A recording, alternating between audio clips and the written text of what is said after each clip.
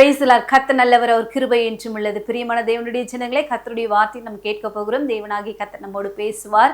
வார்த்தைகளை பிடித்துக்கொண்டு நம் தேவனுக்கென்று பக்தி வைராக்கியம் உள்ளவர்களாக நம்ம இந்த பூமியில வாழ்ந்து சாட்சிகளாய் இருப்போம். இந்த வேளையிலும் கூட நம்மை தாழ்த்தி ஒரு சிறிய ஜெபத்தை ஏறெடுப்போம். கண்களை மூடி ஜெபிக்கலாம். ஸ்தோத்தரிக்கிறோம் ஆண்டவரே, இரக்கமுள்ள நல்ல தகப்பனே, கிருபையுள்ளவரே, மகிமை நிறைந்த நல்ல தெய்வமே, மக்கள் நன்றி. இந்த ஆசீர்வதிக்கப்பட்ட வேளையிலும் கூட கர்த்தாவே, உம்முடைய வார்த்தையை நாங்கள் கேட்க போகிறோம். தேவனாகிய கர்த்தர் நீர் எங்களோடு இடைப்படுவீராக. உம்முடைய வார்த்தைகளை கேட்கும் பொழுது எங்களுடைய செவி, எங்களுடைய இருதயம் ஆண்டவரே அப்ப திறக்கப்பட்டு ஒவ்வொருடைய வாழ்க்கையிலும் மாற்றங்கள் உண்டாகத்தக்கதாக கர்த்தர் நீர் உதவி செய்ய போறதுக்காக ஸ்தோத்திரம் அப்பா. தாழ்த்துக்கிறோம், வறுமையாக்கி ஒப்பு கொடுக்கிறோம். இயேசுவின் நாமத்தினால் ஜெபிக்கிறோம் ஜீவனுள்ள நல்ல பிதாவே, ஆமென். ஹல்லேலூயா. கர்த்தர் நல்லவர், அவர் கிருபை என்றும் உள்ளது. இந்த நாளிலும் கூட பிரியமான தேவனுடைய ஜனங்களே, தேவன் தாமே நம்மோடு பேசுவார். கர்த்தருடைய வார்த்தையை நாம் கேட்க போகிறோம். இந்த வேளையிலும் கூட நாம் வாசிப்போம். சங்கீதங்களின் புஸ்தகத்திலிருந்து 28ஆம் அதிகாரத்திலிருந்து 7வது வசனம். கர்த்தர் என் பெலனும் என் கேடகமுமாய் இருக்கிறார். என் இருதயம் அவரை நம்பி இருந்தது. நான் சகாயம் பெற்றேன். ஆகையால் என் இருதயம் களி கூறுகிறது. என் பாட்டினால் அவரை துதிப்பேன். ஹல்லேலூயா. கர்த்தர் என் பெலனும் என் கேடகமுமாயிருக்கிறார். என் இருதயம் அவரை நம்பி இருந்தது என்று சொல்லி பக்தன் சொல்லுகிறார். இந்த வேளையில கூட கர்த்தர் ஒரு மனுஷனுக்கு சகாயராக, கேடகமாக, துருகமாக அவர் இருக்கிறாராம். அவர் சொல்லுகிறார், நான் கர்த்தரை நம்பி இருக்கிறேன். நான் என்ன பண்றேன்னா, கர்த்தரை நம்பி இருக்கிறபடினாலே கர்த்தர் எனக்கு சகாயராய் இருந்து எனக்கு உதவி செய்யக்கூடியவராக, எனக்கு அவர் என்ன பண்ணாரா, பக்கத்துல வந்து நின்றார் என்று சொல்லி கர்த்தரை மகிமைப்படுத்தக்கூடியவராக இருக்கிறார். நான் சகாயம் பெற்றேன். ஆகையினால் நான் என்ன பண்ற, பாட்டினால் அவரை துதிக்கிறேன் என்று சொல்லி கர்த்தரை மகிமைப்படுத்துகிறான். இந்த வேளையில கூட பிரியமானவர்களே, கர்த்தரை நம்பி இருக்கிற ஒரு மனுஷனுடைய வாழ்க்கையில தேவன் சகாயம் பண்ணக்கூடியவராக இருக்கிறார். கர்த்தரை எந்த மனுஷன் நம்பி கொண்டிருக்கிறானோ அந்த மனுஷனுடைய வாழ்க்கையில நன்மை நடக்கும். அவனை எதிர்பார்த்து காத்து கொண்டிருக்கிற காரியங்கள்ல கர்த்தர் சகாயம் பண்ணக்கூடியவராக இருக்கிறாராம். தேவவசனம் சொல்லுகிறது, எனக்கு ஒத்தாசை வரும் பர்வதங்களுக்கு நேராக என் கண்களை ஏறெடுக்கிறேன். வானத்தையும் பூமியும் படைத்த கர்த்தரிடத்திலிருந்து ஒத்தாசை வரும் என்று சொன்னது போல நமக்கு ஒத்தாசை கர்த்தரிடத்திலிருந்து மாத்திரம் மட்டுமே வரும். கர்த்தரிடத்திலிருந்து மட்டும்தான் நமக்கு ஒத்தாசை வரும். அவர் தான் நமக்கு சகாயராக இருக்கிறார், நமக்கு உதவி செய்யக்கூடியவராக இருக்கிற. உங்களுடைய வாழ்க்கையில கூட அநேகர் உதவிகளை நாடி மனிதர்களை தேடி போனது உண்டு. தேவ பாதத்துல காத்திருக்கிறவர்களுக்கு தேவன் சகாயம் பண்ணக்கூடியவராக இருக்கிற. எந்த மனுஷனை நம்பி நீங்க போறீங்களோ அந்த இடத்துல உங்களுக்கு நன்மைகள் நடக்காதுங்க. அவருடைய சகாயம் எல்லாம் வேஸ்ட். ஆண்டவருடைய வசனம் சொல்லுகிறது, இக்கட்டி நாளிலே மனுஷனுடைய உதவி விருதாவா. அப்ப மனுஷனுடைய உதவியை நாடி போனோம்னு சொன்னா அந்த இடத்துல நமக்கு சகாயம் கிடைக்காது. அந்த டைமும் வேஸ்ட், நம்ம படுகிற பிரயாசங்களும் வேஸ்ட். அங்க போய் நின்று நிந்தையும் அவமானமும் சூழ்ந்தவர்களாக திரும்பி நம்ம என்ன பண்ணுவோம், வந்துருவோம், வெட்கத்தோடு இருப்போம். ஆகையினால எனக்கு உதவி செய்யக்கூடிய ஒரு தகப்பன் எனக்கு இருக்கிறார். என் தேவன் என்னை கைவிட மாட்டார் என்று சொல்லி அவருடைய சகாயத்தை நாடக்கூடியவர்களுக்கு கர்த்தர் சகாயம் பண்ணக்கூடியவராக இருக்கிறார். வேதத்துல கூட அன்னாள் என்று சொல்லக்கூடிய ஒரு மனுஷி தேவ பாதத்துல காத்திருந்து ஜெபிக்கிறாள். அவள் கர்த்தரை நோக்கி முறையிட்டு மன்றாடி ஜெபிக்கும் பொழுது தேவனாகி கர்த்தர் அவருக்கு சகாயம் பண்ணக்கூடியவராக இருந்தாராம். வாசிப்போம் 1 சாமுவேலின் புஸ்தகத்திலிருந்து 1ஆம் அதிகாரத்திலிருந்து 27வது வசனம். இந்த பிள்ளைக்காக விண்ணப்பம் பண்ணினேன். நான் கர்த்தரிடத்தில் கேட்ட என் விண்ணப்பத்தின்படி எனக்கு கட்டளை இட்டார். ஹல்லேலூயா. நான் கர்த்தரிடத்துல கேட்ட இந்த விண்ணப்பத்திற்காக, இந்த பிள்ளைக்காக நான் எந்த காரியத்தை தேவனிடத்துல கேட்டேனோ அந்த காரியத்தை கர்த்தர் எனக்கு நிறைவேற்றி கொடுத்தார் என்று சொல்லி அன்னாள் என்ன பண்றாங்கன்னா சாட்சி பகிர்ந்து கொண்டிருக்கிறாங்க. தேவனுடைய ஆலயத்துல போயிட்டு அழுது மன்றாடி செபிக்கிறாங்க. பிள்ளை இல்ல, கஷ்டத்தோடு இருக்கிறாங்க, நிந்தையோடு இருக்கிறாங்க, அவமானத்தோடு இருக்கிறாங்க. இப்பேற்பட்ட ஒரு வாழ்க்கை வாழ்ந்து கொண்டிருக்கிற அந்த அன்னாள் தேவ சமூகத்துல போயிட்டு மன்றாடி ஒரு நாள் ஜெபித்த பொழுது கர்த்தர் அவளுடைய விண்ணப்பத்தை கேட்டார். அவளுக்கு சகாயம் பண்ணக்கூடியவராக தேவன் மனம் இறங்கினாருங்க. இந்த வேளையில கூட கர்த்தர் உங்களுக்கு மனம் இறங்கக்கூடியவராக இருக்கிறார், உங்களுக்கு சகாயம் பண்ணக்கூடியவராக இருக்கிறார். அன்னாளுடைய கண்ணீரை பார்த்த கர்த்தர் அவள் வேண்டிக் கொண்ட அந்த விண்ணப்பத்தின்படியே அவளுக்கு பிள்ளை இல்லாம இருந்தது. அந்த பிள்ளையை கர்த்தர் கொடுத்து அன்னாளை ஆசீர்வதித்தார். இந்த வேளையில கூட நீங்க கர்த்தரை நோக்கி இவருடைய சகாயத்தை நாடும் பொழுது கர்த்தர் உங்களுக்கு உதவி செய்வார். அன்னாள் நான் மலடியா இருக்கிறேன், பிள்ளை பெற முடியலன்னு சொல்லிட்டு எந்த மருத்துவரையோ மனுஷரையோ யாரையோ சார்ந்து அவ என்ன பண்ணல, நான் வாழ்க்கை வாழவே இல்லை. எனக்கு பிள்ளை கொடுக்கக்கூடிய ஒரு தேவன் ஒருத்தர் இருக்கிறார். என் கர்ப்பத்தின் அடைக்கப்பட்டிருக்கிற வாசல்களை கர்த்தர் திறப்பார் என்று சொல்லி தேவனை மாத்திரமே நம்பிக்கொண்டிருந்ததுனால கர்த்தர் அவளுக்கு உதவி செய்தார். ஹல்லேலூயா. அவளுடைய நிந்தையை கர்த்தர் மாற்றினார். அவளுடைய வெட்கத்தை கர்த்தர் நீக்கி போட்டார். எந்த மனுஷர்கள் மத்தியில அவ தலைகுனிவோடு காணப்பட்டாலோ அந்த இடத்துல அவளுடைய தலை நிமிரும்படி செய்யும்படியாக நல்ல ஒரு தீர்க்கதரிசியை பெற்றெடுக்கத்தக்கதாக கர்த்தர் அன்னாளுக்கு உதவி செய்தார். ஹல்லேலூயா. அவ சொல்றான், என் தேவன் எனக்கு சகாயம் பண்ணினார், இந்த பிள்ளைக்காகத்தான் நான் வேண்டினேன். இந்த நாளில கூட நீங்க எந்த காரியத்தை கர்த்தரிடத்துல கேட்கிறீங்க, அந்த காரியத்தை கர்த்தர் உங்களுக்கு என்ன பண்ணுவார், வாய்க்கப்படுவார். உங்களுக்கு சகாயராய் வந்து உதவி செய்வார். ஒரு வேலை இல்லைன்னு சொல்லிட்டு கேட்டுக்கொண்டு இருக்கிறீங்களா, அந்த வேலைக்கு தேவன் என்ன பண்ணுவாருன்னா உங்களுக்கு சகாயராய் வந்து உதவி செய்யக்கூடியவராக, அந்த வேலையை உங்களுக்கு வாய்க்க பண்ணக்கூடியவராக இருக்கிற, படிப்புக்காக எதிர்பார்த்து காத்து கொண்டு இருக்கிற பிள்ளைகள், ஃபீஸ் கட்டணும்னு சொல்லிட்டு எதிர்பார்த்து கொண்டு இருக்கிற பிள்ளைகள், அந்த சகாயம் எப்படி வரும்னு தெரியாதுங்க, எங்களுக்கு பணம் குறைவா இருக்குதுன்னு சொல்லிட்டு எண்ணிக்கொண்டு இருக்காதீங்க. கர்த்தர் உங்களுக்கு உதவி செய்வார். அவரை மாத்திரமே நோக்கி பாருங்க. உங்களுடைய கண்கள் அவரை நோக்கி பார்க்கும் பொழுது சகாயம் வானத்திலிருந்து வருங்க. வானத்தையும் பூமியும் படைத்த கர்த்தரிடத்திலிருந்து தான் நம்முடைய சகாயம் உண்டு. அங்கதான் இருக்குது. கண்களை அவரை நோக்கி பார்க்கட்டுங்க. அவர் எனக்கு உதவி செய்வாருன்னு சொல்லிட்டு அவரை நோக்கி பார்க்கும் பொழுது கர்த்தர் உதவி செய்வாராம். அவரை நோக்கி பார்த்த முகங்கள் பிரகாசம் அடைந்தன, வெட்கப்பட்டு போவதில்லைன்னு சொன்னது போல வெட்கப்பட்டு போகாதபடிக்கு உங்களுக்கு சகாயம் பண்ணக்கூடியவராக தீவிரமாய் வந்து உங்க பக்கத்துல நின்று உங்களுக்கு வேண்டியதை கர்த்தர் கொடுப்பார். இந்த வேளையில கூட பிரியமானவர்களே, தேவனிடத்துல நீங்க உதவியை நாடும் பொழுது அவர் ஒருபோதும் இல்லைன்ட்டு ஒரு நாளும் சொல்லவே மாட்டார். அவரிடத்துல யாரெல்லாம் எதை கேட்கிறாங்களோ அதை கொடுக்கக்கூடியவராக இருக்கிறார். இந்த வேளையில நீங்க என்னென்ன பிரச்சனையோடு மாட்டிக்கொண்டிருந்தாலும் அந்த பிரச்சனையிலிருந்து கர்த்தர் உங்களுக்கு விடுதலையாக்கி உங்களுக்கு ஆசீர்வாதத்தை கொடுக்க அவர் சித்தமுள்ளவராக இருக்கிறார். அன்னால் கர்த்தரை நோக்கி என்ன பண்ணா, ஜெபம் பண்ணா, அந்த ஜெபத்துல ஒரு ஜெயத்தை பெற்றுக்கொண்டால். வாசிப்போம் நம்ம 1 சாமுவேலின் புஸ்தகத்துல 2ஆம் அதிகாரத்தில் 1வது வசனம். அப்பொழுது அன்னாள் ஜெபம் பண்ணி, என் இருதயம் கர்த்தருக்குள் களி கூறுகிறது, என் கொம்பு கர்த்தருக்குள் உயர்ந்திருக்கிறது, என் பகைஞரின் மேல் என் வாய் திறந்திருக்கிறது, உம்முடைய ரட்சிப்பினாலே சந்தோஷப்படுகிறேன். ஹல்லேலூயா. உம்முடைய ரட்சிப்பினாலே நான் சந்தோஷப்படுகிறேன். ஏனென்று சொன்னால் இவ எவ்வளவு வெட்கப்பட்டாலோ எல்லா வெட்கத்திற்கும் பதிலாக கர்த்தர் ஒரு ஆனந்த சந்தோஷத்தினாலே அன்னாளை கர்த்தர் நிறைய பண்ணினார். அவளுடைய வாய் நகைப்பினால காணப்பட்டது, சந்தோஷத்தினால காணப்பட்டது. இத்தனை வருடங்களும் வடித்த கண்ணீருக்கு தேவன் ஒரு முடிவை கொடுத்தார். அவ எத்தனை நாள் கண்ணீர் வடிச்சா, எத்தனை நாள் வேதனையோடு இருந்தா, அந்த வேதனைக்கு கண்ணீர் எல்லாவற்றிற்குமே ஒரு முடிவை கொடுத்து கர்த்தர் அவளுடைய வாயை நகைப்பினாலே நகைக்க செய்தார். இந்த வேளையில கூட நிறைய ஆண்டுகளாக கண்ணீரோடு வேதனையோடு இருக்கிற உங்களுடைய வாழ்க்கையில் கர்த்தர் உங்களுக்கு நன்மை செய்யக்கூடியவராக இருக்கிற தேவ பிள்ளைகளே, கர்த்தரை மாத்திரம் நீங்க ஒரு நாளும் விடாதீங்க. அவரை மாத்திரம் நோக்கி பார்த்து கொண்டே இருங்க. நிச்சயமாகவே எனக்கு பதில் கிடைக்கும், நிச்சயமாகவே நன்மை எனக்கு நடக்கும், நிச்சயமாகவே என்னுடைய கடன் மாறும், நிச்சயமாகவே என்னுடைய கண்ணீர் துடைக்கப்படும், நிச்சயமாகவே என் வாழ்க்கை ஆசீர்வாதத்துக்குள்ளாக போகும் என்று சொல்லி நீங்க இப்படியாக அவரை மாத்திரமே சார்ந்து கொண்டிருக்கும் பொழுது உங்களுடைய ஜெபங்கள் எல்லாவற்றுக்குமே ஒரு நாள் நிச்சயமாக பதில் வரும். இந்த வேளையில கூட கர்த்தரை நோக்கி பாருங்க. வேற யாரையும் நோக்கி பார்க்காதீங்க.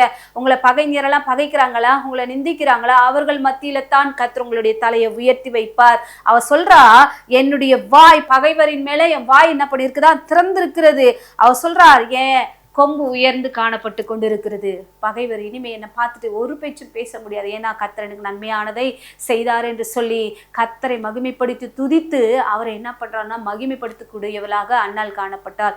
இந்த வேளையில கூட நீங்களும் அப்படியாக கர்த்தரை நோக்கி நீங்க அப்படியாக செய்யும் பொழுது கர்த்தர் உங்களை ஆசீர்வதிப்பார். அவன் நன்மையை பெற்றுக்கொண்டு நன்மைக்கு தேவனை துதிக்கக்கூடியவளாக இருந்த நன்மை மறக்கக்கூடியவளாக இல்லை. இந்த வேளையில நீங்க கர்த்தரை நோக்கி எதெல்லாம் கேட்கிறீங்களோ கர்த்தர் அது உங்களுக்கு கொடுக்கக்கூடியவராக இருக்கிறபடியினாலே நீங்க கர்த்தரை துதிக்கக்கூடியவர்களாக நீங்க மாறுங்க. அன்னால் எப்படியாக சந்தோஷத்தினால நிறைந்து காணப்பட்டாலும் உங்களையும் கர்த்தர் சந்தோஷத்தினால நிறைக்க அவர் வல்லமையுள்ளவராக இருக்கிறார். அவர் சொல்ற மேட்டிமையான பேச்சை பேசாதிருங்கள், கர்த்தர் எனக்கு நன்மை செய்தார். இத்தனை நாளும் நீங்க பேசின பேச்சு எல்லாவற்றையுமே நான் சகித்து கொண்டு கேட்டுக்கொண்டு இருந்த நாட்கள் போதும், கர்த்தர் எனக்கு நன்மையானது செய்தார், என் தேவன் என் கூட இருக்கிறார் என்று சொல்லி பரிசுத்தமுள்ள மகத்துவத்தை அவள் என்ன பண்ணலாம், துதித்தாலும் நீங்களும் கர்த்தரிடத்திலிருந்து நன்மை பெற்றுக்கொண்டால், கர்த்தரிடத்திலிருந்து ஆசீர்வாதத்தை பெற்றுக்கொண்டால் கர்த்தரை கனப்படுத்தக்கூடியவர்களாக மாறுங்கள், கர்த்தரை மகிமைப்படுத்தக்கூடியவர்களாக மாறுங்கள். அப்படி இருக்கும் பொழுதுதான் நீங்க இன்னும் அதிகமான ஆசீர்வாதத்திற்குள்ளாக கடந்து போக முடியும். இன்னும் அதிகமான மேன்மைகளையும் கனத்தையும் சுதந்திரித்துக் கொள்ள உங்களாலே கூடும்.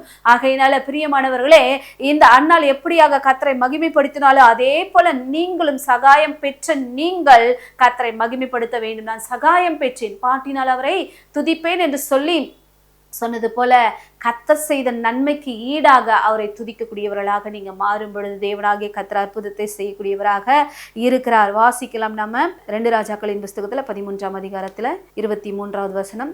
ஆனாலும் கர்த்தர் அவர்களுக்கு இறங்கி ஆபிரகாம் ஈசாக்கு யாக்கோபு என்பவர்களோட செய்த தமது உடன்படிக்கையின் நிமித்தம் அவர்களை அழிக்க சித்தமாயிராமலும் அவர்களை இன்னும் தம்முடைய முகத்தை விட்டு தள்ளாமலும் அவர்கள் மேல் மனதுருகி அவர்களை நினைத்தருளினார். ஹல்லேலூயா. அவர்களை கர்த்தர் என்ன பண்ணாரா? நினைத்தருளினாராங்க. தேவன் ஆபிரகாம், ஈசாக்கு என்பவர்கள் நிமித்தமாக அந்த ஜனங்களுக்கு தேவன் மனம் இறங்கக்கூடியவராக காணப்பட்டாரா? அவர் பண்ணின அந்த உடன்படிக்கையை கர்த்தர் என்ன பண்ணாரா? அவர்களை அழிக்க கர்த்தருக்கு சித்தமா இல்லாம அவருடைய முகத்தை கர்த்தர் என்ன பண்ணலையா? தள்ளாம அவர்கள் மேல் மனதுருகி அவர்களை நினைத்தருளினாராம். இந்த வேளையில கூட நீங்க நினைக்கிற ஒவ்வொரு ஜபத்திற்கும், நீங்க ஏறெடுக்கிற ஒவ்வொரு ஜபத்திற்கும் கர்த்தர் உங்களுக்கு என்ன பண்ணுவாரா? உதவி செய்யக்கூடியவராக இருக்கிறார். கர்த்தர் உங்களை நிச்சயமாக நினைப்பார். அந்நாள் ஒரு நாள் போயிட்டு ஜெபம் பண்ணா அந்த ஒரே நாளுக்குரிய பதிலை கர்த்தர் என்ன பண்ணாரா? கொடுத்தாராம். இந்த நாள்ல கூட அவர் உங்களை நினைக்கக்கூடியவராக இருக்கிறார். யார் உங்களை நினைக்காம போனாலும் நீங்கள் ஆராதிக்கிற தேவன் உங்களை நினைக்கக்கூடியவராக இருக்கிறார். யார் உங்களுக்கு சகாயம் பண்ணலன்னு சொன்னாலும் உங்களுக்கு சகாயம் பண்ணக்கூடியவராக தேவன் உங்கள் பக்கத்துல வந்து நிற்பார். உங்களுடைய தேவைகள் மத்தியில நீங்க மனுஷர்களை நாடி போகும் பொழுது வெட்கத்தை தான் பார்ப்பீங்க. என் சொந்த பந்தத்தை நாடி போன ஒரு குறிப்பிட்ட ஒரு தொகையை கேட்டா கொடுக்கலன்னு சொல்லி நிந்தையோடு திரும்பி வருவீங்க. அவங்களுக்கு உங்களுக்கு ஒரு மனக்கசப்பு உண்டாயிடும். அப்படி இராதபடிக்கு தேவனுடைய சகாயத்தை நீங்க நாடி பாருங்க. கர்த்தர் ஏற்ற வேளையில ஏற்ற காரியங்களை செய்யக்கூடியவர், உங்களுக்கு சகாயம் பண்ணக்கூடியவராக அவர் என்ன பண்ணுவாரா? உங்களுக்கு அநேக உதவிகளை செய்து உங்களை என்ன பண்ணுவார்? ஆச்சரியமாய் கர்த்தர் நடத்த வல்லமையுள்ளவராக இருக்கிறார். கர்த்தர் என்ன பண்றாரு? அவர்கள் மேல் மனதுருகி அவர்களை நினைத்தருளினாராம். அதே போலத்தான் உங்க மேல கர்த்தர் மனதுருகி நினைத்தருளுவார். அண்ணால் மேல கர்த்தர் என்ன பண்ணார்? மனது உருகினாருங்க. அவளை நினைத்து அருளினார். இந்த வேளையில கூட உங்களையும் கர்த்தர் நினைக்க வேண்டும் என்று சொன்னால் இந்த அன்னாளை போல தேவ பாதத்துல மாத்திரம் காத்திருந்து கர்த்தரை மாத்திரமே நோக்கி பார்க்கக்கூடியவர்களாக, கர்த்தரின் முகத்தை மட்டுமே நோக்கி பார்க்கக்கூடியவர்களாக நீங்க என்ன பண்ணுங்க? உங்களை மாற்றிக்கொள்ளுங்கள். எந்த சூழ்நிலையிலும் யாரிடத்துலையும் போயிட்டு எனக்கு இது தேவைன்னு சொல்லிட்டு சொல்லாதீங்க.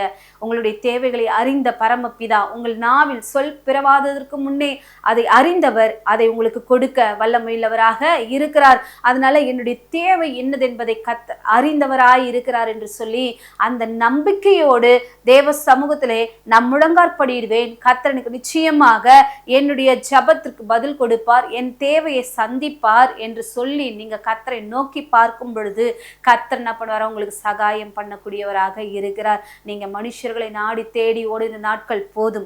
கர்த்தரை மாத்திரமே நீங்க நோக்கி பார்த்து கொண்டிருங்க. அவரை நோக்கி பார்க்க பார்க்க பார்க்க அவர் உங்களுக்கு என்ன பண்ணுவார்? சகாயத்தை வானத்திலிருந்து அனுப்புவார். நன்மையான எந்த ஈவும் பரத்திலிருந்து தான் வரும்.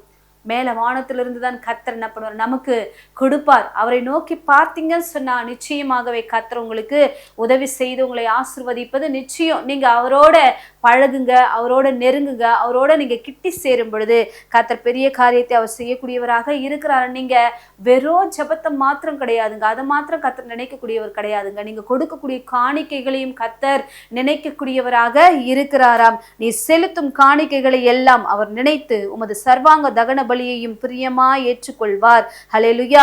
இந்த வேத வாக்கியம் சங்கீதங்களின் புஸ்தகத்துல 20ஆம் அதிகாரத்துல 3வது வசனத்துல சொல்லப்பட்டிருக்கிறது.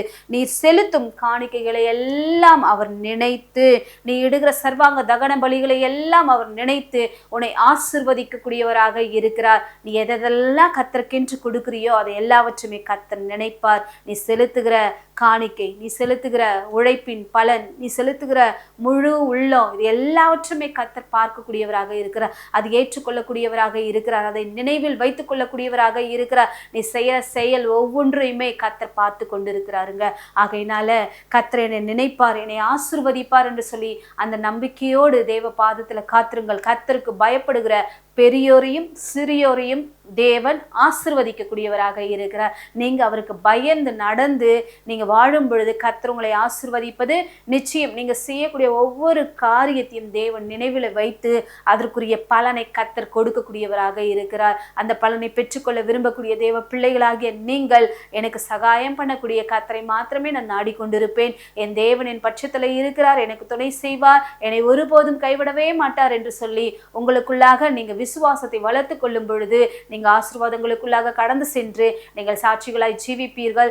தேவன் உங்களோடு இருப்பார், பெரிய காரியத்தை செய்வார். ஆவியான தேவன் தாமே உங்களுடைய வாழ்க்கையில மாற்றங்களை கொடுப்பது நிச்சயம். ஆகையினால எந்த சூழ்நிலையிலும் யாரையும் அண்டிக் கொண்டு வாழாதபடிக்கு சகாயம் பண்ணக்கூடிய கர்த்தருடைய கரத்தை மாத்திரமே நோக்கி பாருங்கள். அவர் ஏற்ற வேளையில ஏற்ற காரியங்களை உங்களுக்கு செய்து உங்களை ஆசீர்வதிப்பார். உங்களுடைய வாழ்க்கையில காணப்படுகிற குறைவுகள் எல்லாவற்றையுமே கர்த்தர் மாற்றுவார். இந்த வேளையில கூட ஜெபிப்போம்.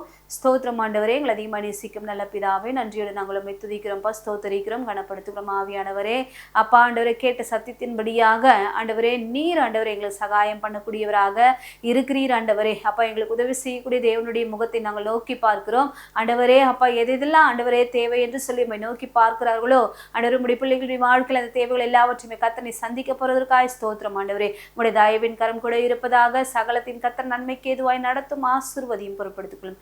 இயேசுவின் நாமத்தினால் ஜெபிக்கிறோம் ஜீவனுள்ள நல்ல தகப்பனே, ஆமென்.